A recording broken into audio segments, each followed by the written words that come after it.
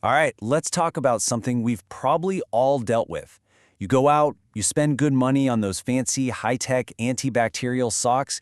You think, finally, this is going to solve the problem. But at the end of the day, you take your shoes off and, yeah, nothing's changed. It's super frustrating and honestly, a super common experience. So what gives? You did everything right, you got the special socks, you put them on clean feet. Why is the problem still there? It really feels like you were sold a bill of goods, a promise that just doesn't hold up. Well, here's the thing. The simple truth is, the problem isn't actually the sock. The problem is that the sock is just one piece of a much bigger puzzle. It's part of an entire system. And until you start thinking about that whole system, you're pretty much always going to be fighting a losing battle. So to understand that system, first we have to go back and look at the sock itself. Let's break down exactly what you were sold. Let's call it the antibacterial sock promise. The idea they sell you is actually pretty clever, and it sounds so simple, right? The sock is made with special stuff, like silver ions or other treatments, that are supposed to kill bacteria. The logic is, hey, if you get rid of the bacteria, you get rid of the odor. It's sold to us as this perfect one-shot magic bullet solution.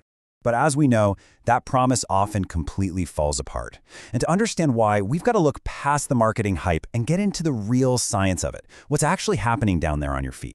Okay, so this is where we need to kind of shift our thinking. Foot odor isn't really a thing, it's the end result of a process. See, your sweat on its own is basically odorless. That smell we all know, that's just the byproduct. It's a chemical reaction that happens when the bacteria living on your skin start eating the compounds in your sweat. You know, you can think of it like a little odor factory. Step 1, your feet sweat. That's the fuel for the factory. Step 2, the bacteria on your skin, that's the factory itself, and it starts feasting on that fuel. And step 3, the smell is just the factory's exhaust, the byproduct. Now, antibacterial socks are designed to shut down the factory, but what if the factory isn't just on your skin? And that question leads us directly to the real culprit in this whole mess. Because as it turns out, the biggest part of the problem has very little to do with the bacteria living on your skin. So where are all these odor-causing bacteria hanging out? Well, the obvious places are, on your skin, and of course in the fabric of your socks, which is what those antibacterial treatments are supposed to handle. But we are missing the single biggest piece of the puzzle here. And here it is, the real headquarters for that odor factory. It's the massive, thriving, full-blown colony of bacteria that has set up shop and is living its best life right inside your shoe. And when you stop and think about it, it makes perfect sense, doesn't it? A shoe is the absolute ideal home for bacteria. It's dark, it's warm from your body heat, and it's damp from all that sweat. It's not just a shoe, it's basically a perfect 5-star bacterial incubator. So once you realize that the shoe is the real source of the problem, you start to see why your expensive socks never really stood a chance. They were sent into a totally unfair fight from the moment you put them on. I mean, just look at the mismatch here. On one side, you've got the promise, a clean sock that's designed to fight a little bacteria on its own fabric. But then you have the reality. That sock is getting shoved into a shoe that's already home to an overwhelming, pre-existing army of bacteria. The sock is contaminated the second you put your foot inside. It all boils down to this one simple, powerful idea. Putting a brand new, clean, antibacterial sock into a shoe that's already a bacterial breeding ground, well, it's kind of like putting a clean dish into a dirty sink full of grime.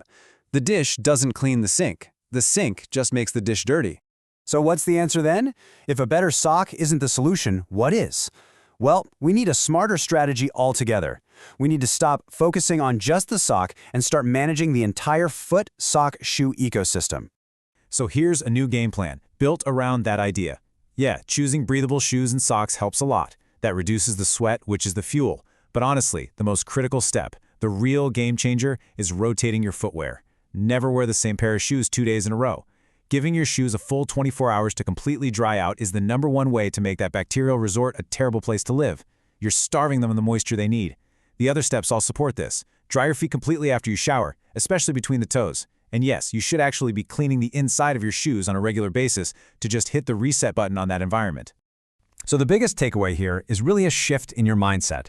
You are never going to completely sterilize your feet, and frankly, you wouldn't want to. The real goal is just to manage the environment. It's about creating a foot, sock and shoe ecosystem that is simply less friendly to the bacteria that are causing the problem in the first place. And that brings us to the final question to think about. That antibacterial sock, it was designed to treat a symptom. But the real solution, as we've seen, comes from managing the whole environment. So the next time you're facing some stubborn problem, maybe ask yourself this: am I just treating the symptom, or am I actually fixing the system?